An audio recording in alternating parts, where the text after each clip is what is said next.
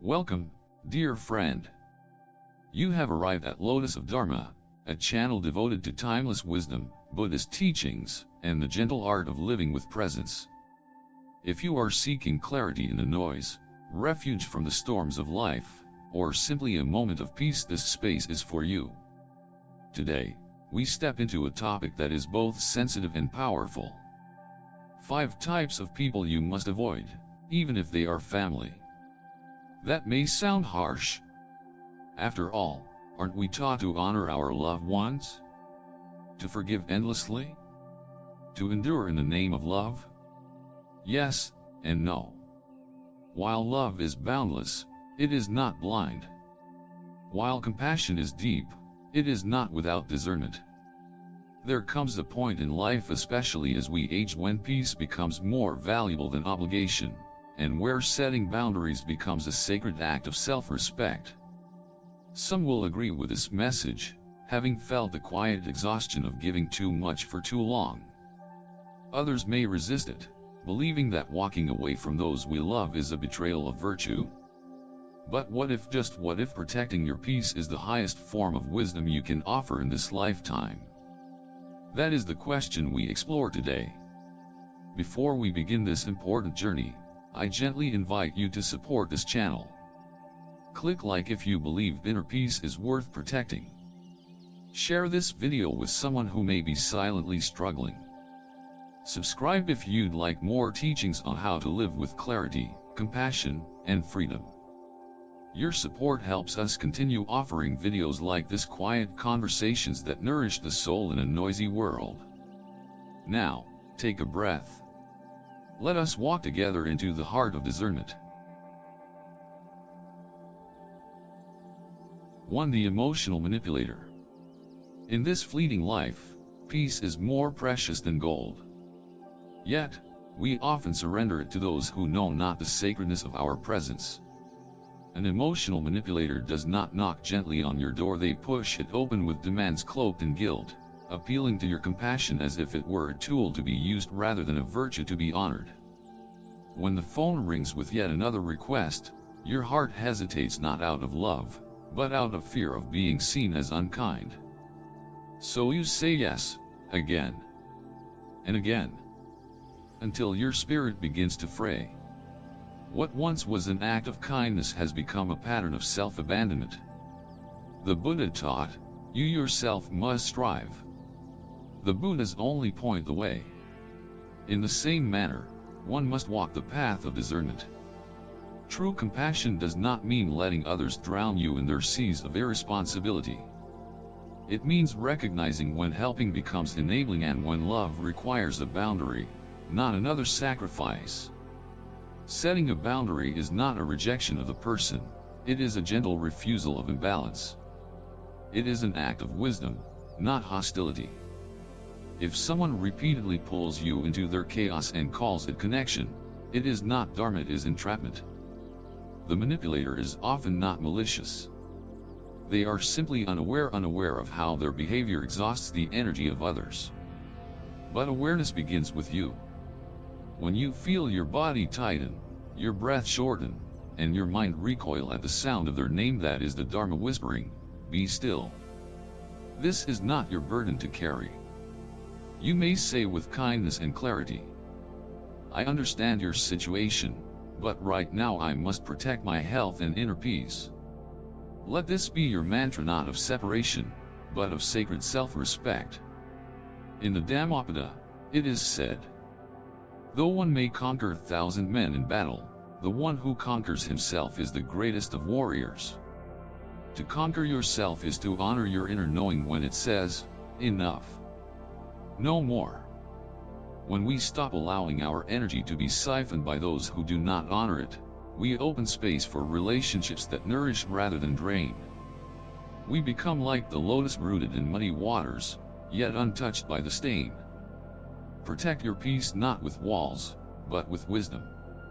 Speak gently, walk mindfully, and when the world tries to pull you into stories that are not yours, return to your breath. The breath will always lead you home. To the self-absorbed. There is a kind of quiet loneliness that doesn't come from being alone, but from being unseen. Perhaps you have felt it. You sit beside someone familiar, perhaps a relative, perhaps an old friend, and begin to share a story from your youth. It's one of those golden memories, the smell of warm rain on a summer evening, the laughter of a child, the peace you felt under a tree long gone. Your voice carries that tenderness, but before your sentence is finished, they interrupt. "Oh yes, that reminds me of my trip last month." Suddenly, the story is no longer yours. The moment vanishes. And as they go on, you sit silently, nodding, fading. It happens again the next time. And again. Eventually, you stop bringing up your stories at all. This is the suffering of not being heard. In Buddhist teachings, we speak of interbeing, the understanding that we exist in connection, not isolation. But connection requires mutuality. When one speaks and the other only waits to reply, we fall out of rhythm, out of presence. The conversation becomes a monologue in disguise, and the listener becomes invisible. This is not merely impolite, it is a spiritual disconnection. Because listening, when done with true awareness, is an act of love. To listen deeply is to offer yourself fully, without agenda, without comparison, without interruption. There is a saying from the Zen tradition, when you speak, only speak. When you listen, only listen. In this simplicity is great wisdom. Yet many live in noise even as they appear silent, not hearing, but preparing to respond, to impress, to outshine. Imagine this. An elderly woman visits her daughter. She has brought a small box. Inside is a worn photograph of her husband, now passed, and a pressed flower from a walk they took on their wedding day. She begins to speak softly, her fingers caressing the frame. But her daughter, distracted, says, "Oh, we've seen that photo already, haven't we? Anyway, guess what happened at work today?" The old woman smiles politely, but inside, something quietly wilts. This is how many elders experience disconnection, not through cruelty, but through the erosion of attention. How many stories die quietly in a room where no one truly listens? What can we do? It is not our task to fix others, but we can protect our own peace with mindfulness and kindness.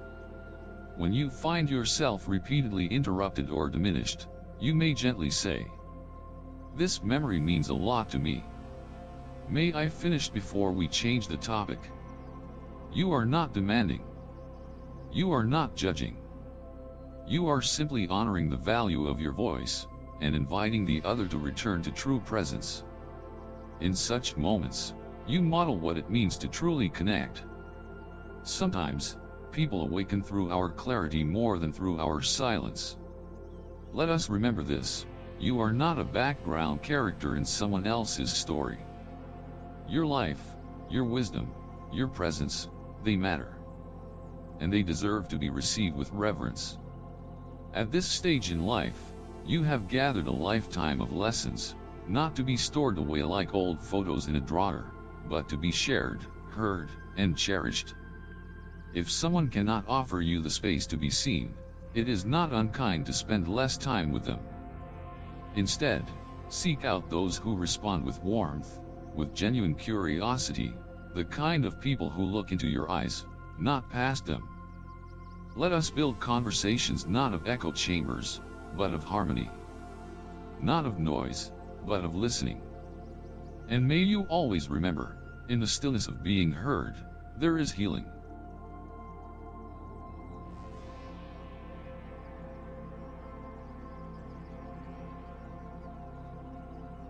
Three. The one who constantly judges you. There is a kind of suffering that doesn't shout, it whispers. It shows up in the form of words dressed as advice. You may have heard it. "I'm only saying this because I care. You should have known better. At your age, Why haven't you figured this out yet? On the surface, such words may appear harmless, even helpful. But like droplets of water falling steadily on stone, over time, they erode something quiet and precious inside, your self-trust. Let me share with you a story. An elderly woman once came to me after a Dharma talk. Her eyes were kind, but her shoulders were weary. She said, "Every time I visit my children, I feel small.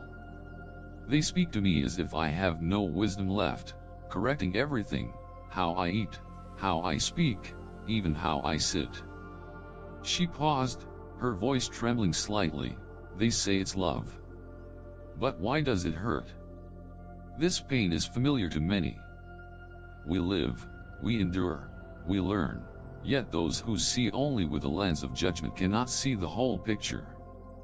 They notice the scratch on the surface but overlook the years of polishing that gave it its shine. Buddhism teaches us that the world is a mirror, not a judge. When someone offers criticism, we must ask, is this a reflection I need, or a projection I can release? Often, judgment reveals more about the person speaking than the one being spoken to. You may find yourself shrinking in conversations, replaying their words in the quiet hours of the night. Maybe I'm not enough. Maybe they're right, I've failed. But, dear one, those voices are not your truth. They are clouds passing through the sky of your awareness. You do not have to make a home for them. Let me offer another story. There was a man who tended his garden each morning. His neighbor, younger and full of opinions, would lean over the fence and offer endless suggestions. You should use different soil. Your pruning is too slow. I would never plant those flowers. At first, the gardener tried to please. He changed his ways, doubted his choices. But one day, he simply smiled and said, "Thank you for your thoughts. But I grow this garden for joy, not approval." That, too, is a form of mindfulness, choosing joy over judgment, peace over perfection. When you are met with criticism, respond not with anger, but clarity. You might say, "I understand your concern, but I'm content with the life I am living." You don't need to defend your path to those who haven't walked it. Let your silence become your sanctuary. Let your peace become your reply. In the Dhammapada, it is said, "As a solid rock is not shaken by the wind, so the wise are not moved by praise or blame."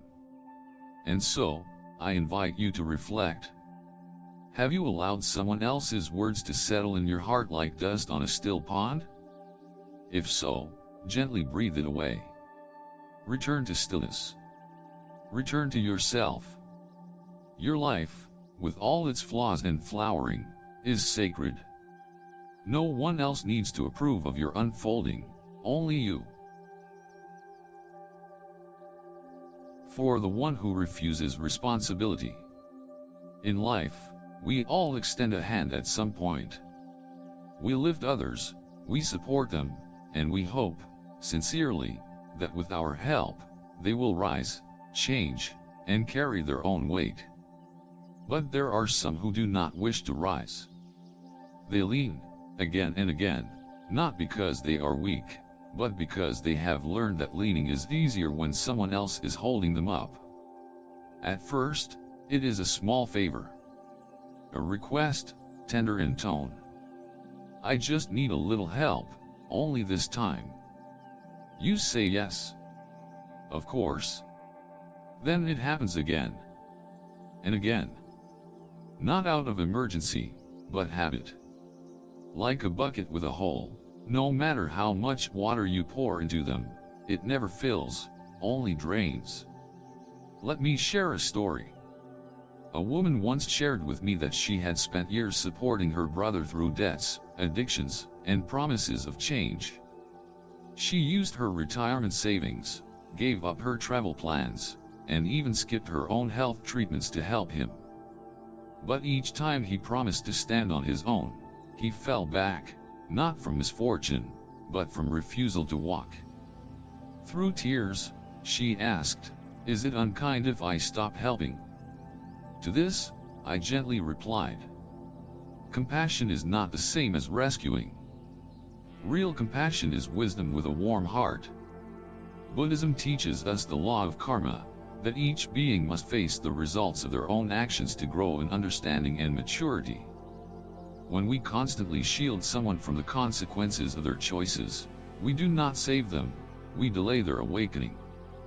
Every time you solve another's chaos for them, you are not only draining your peace, you are also denying them the clarity that only comes through direct experience. We do not throw a child into the fire. But we also do not carry an adult forever, especially when they choose not to walk. True love sometimes means letting others fall, not out of cruelty, but because the ground teaches what comfort cannot. Here is a way to respond, with firmness and kindness. I care about you deeply. But I cannot solve this for you. You might consider speaking to someone who can guide you professionally. This is not abandonment. It is a sacred boundary, an act of deep awareness. As the Buddha said, you, yourself, must strive. The Buddhas only point the way. There is great beauty in offering help.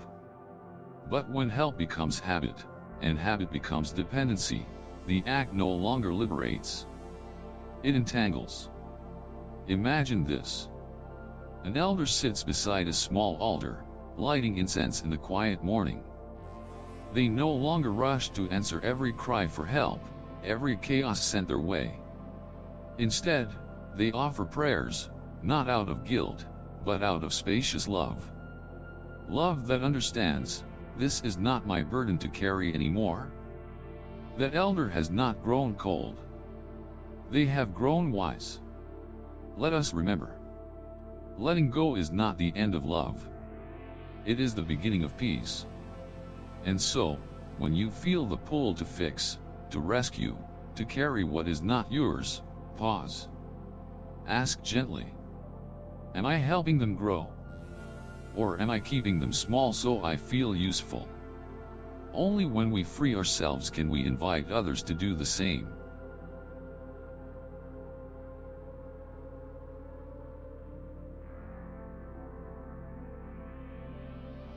Five. The one who is ungrateful. There is a unique kind of ache that doesn't come from the body, but from the heart, the ache of being unseen. You give your time. You offer your care. You prepare meals, listen patiently, worry in silence. And yet, when you fall ill, or when your soul feels weary, the room is quiet. No one asks, "How are you?" And if they do, it is often out of habit, not sincerity. What is more painful than to pour your love into another, only to hear complaints instead of gratitude? There is a teaching in Buddhism that says, true giving comes with no string attached, but the heart still knows when it is being taken for granted. Let me tell you a story. There was a woman who lived alone in her later years. She often cooked for her relatives, brought them herbs when they were sick, even took care of their children when no one else would. Birthdays passed without thanks. Holidays came with silence. One day, when she gently asked for help carrying groceries, her nephew replied, "You're still strong, you'll manage." She smiled, but later told me, "I felt invisible.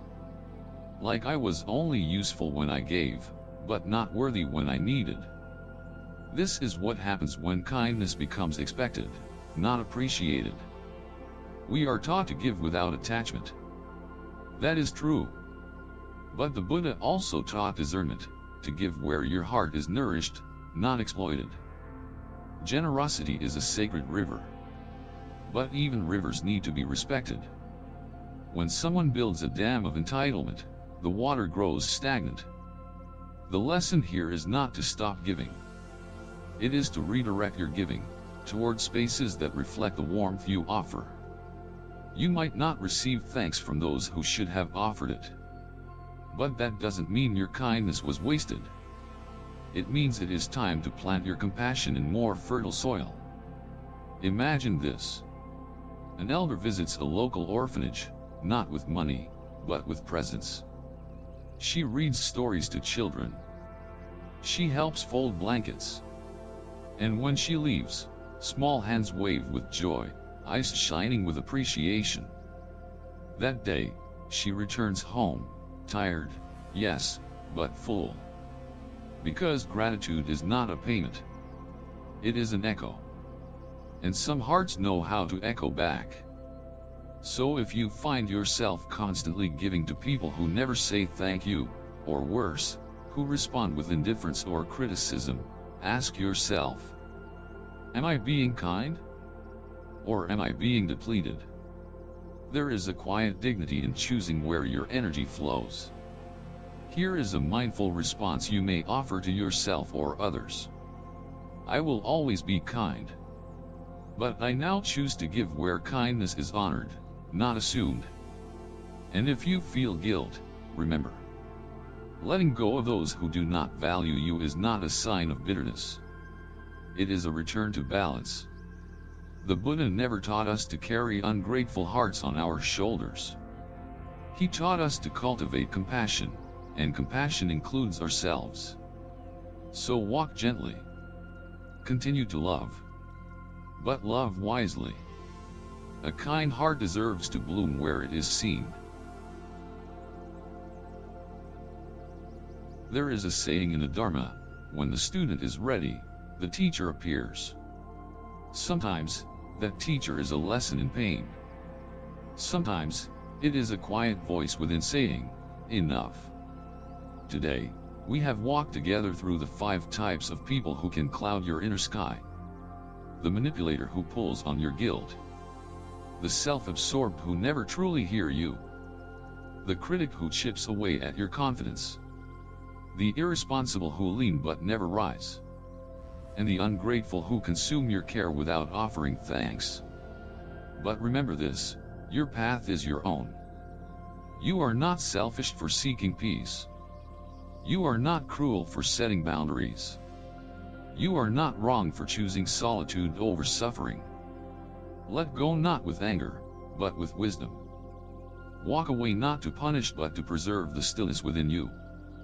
If this video stirred something in you, I invite you to pause, perhaps leave a comment sharing your experience. Who in your life have you needed to release, and how did it feel to finally do so? And if you've found refuge in these words, please support this channel by subscribing and sharing it with someone who needs to hear this message today. Together, let us create a space where wisdom is not just spoken, but lived. Until next time, breathe deeply. Walk gently. And may peace be your constant companion.